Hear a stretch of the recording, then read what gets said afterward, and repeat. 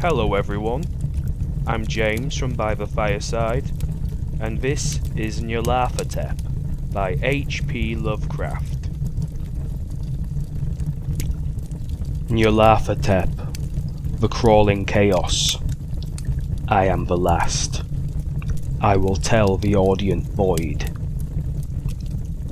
I do not recall distinctly when it began, but it was months ago.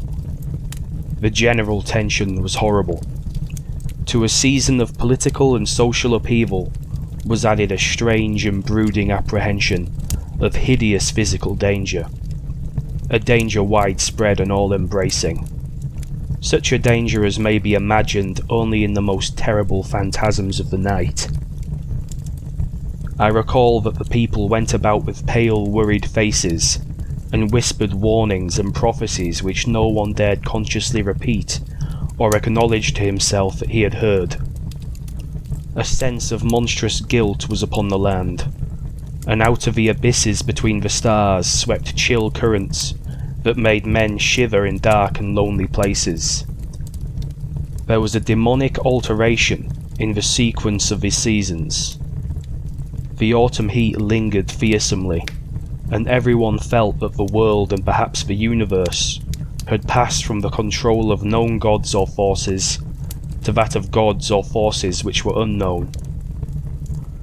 And it was then that Nyarlathotep came out of Egypt. Who he was, none could tell, but he was of the old native blood and looked like a pharaoh.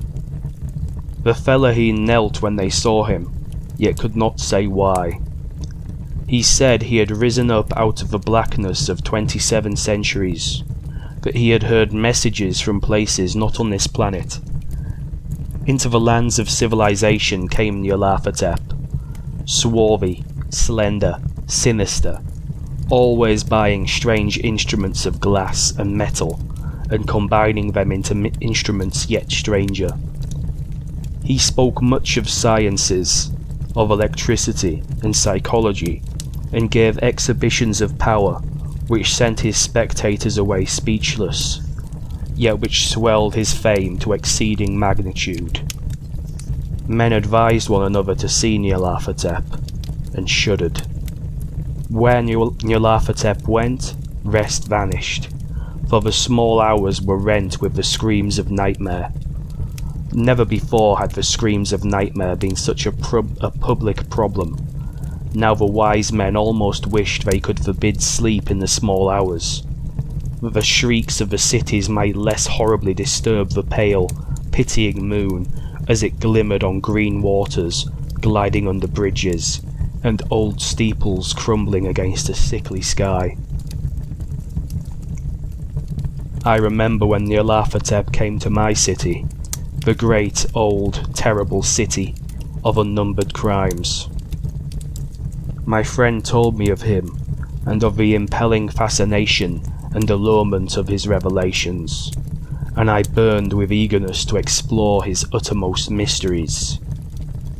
My friend said they were horrible and impressive beyond the most fevered imaginings, and what was thrown on a screen in the darkened room prophesied things none but Nyarlathotep dared prophesy, and in the sputter of his sparks there was taken from men that which had never been taken before, yet which showed only in the eyes.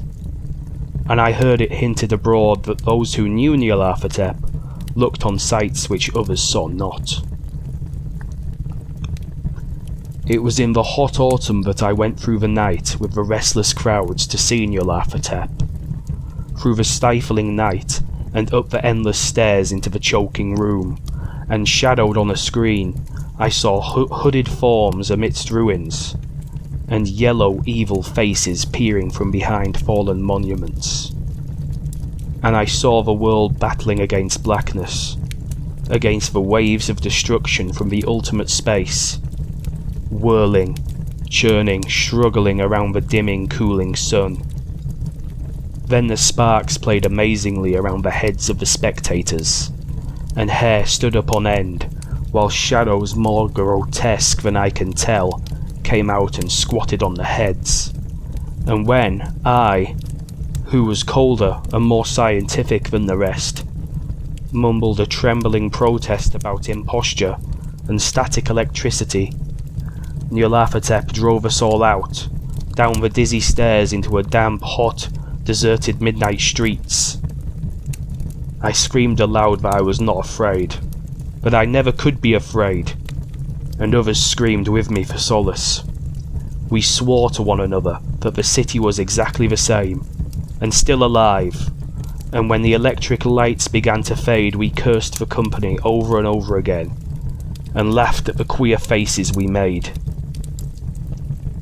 I believe we felt something coming down from the greenish moon, for when we began to depend on its light we drifted into curious, involuntary marching formations, and seemed to know our destinations, though we dared not think of them.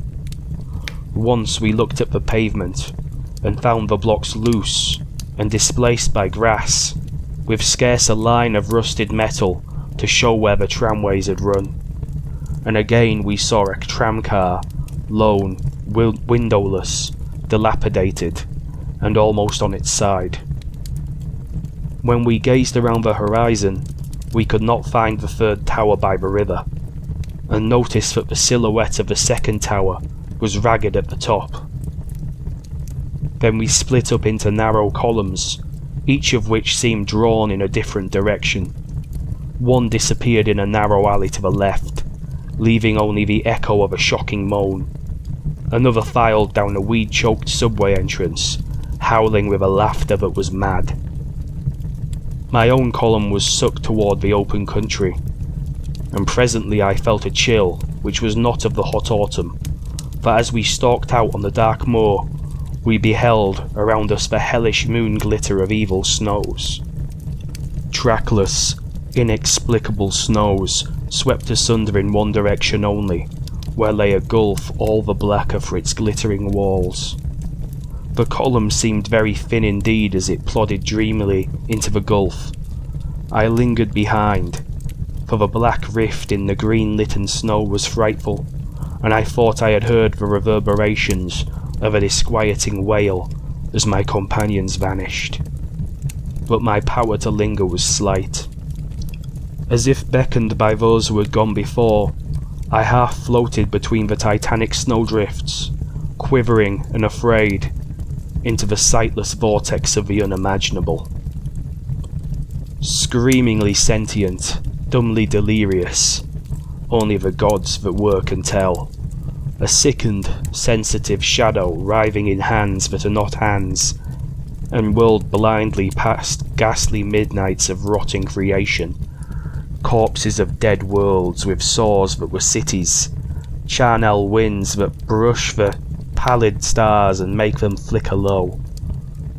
Beyond the worlds vague ghosts of monstrous things, half-seen columns of unsanctified temples that rest on nameless rocks beneath space and reach up to dizzy vacua above the spheres of light and darkness. And through this revolting graveyard of the universe, the muffled, maddening beating of drums, and the thin, monotonous whine of blasphemous flutes from inconceivable unlighted chambers beyond time. The detestable pounding and piping, whereunto dance slowly, awkwardly, the absurdly gigantic, tenebrous ultimate gods, the blind, voiceless, mindless gargoyles, whose soul is Nyarlathotep.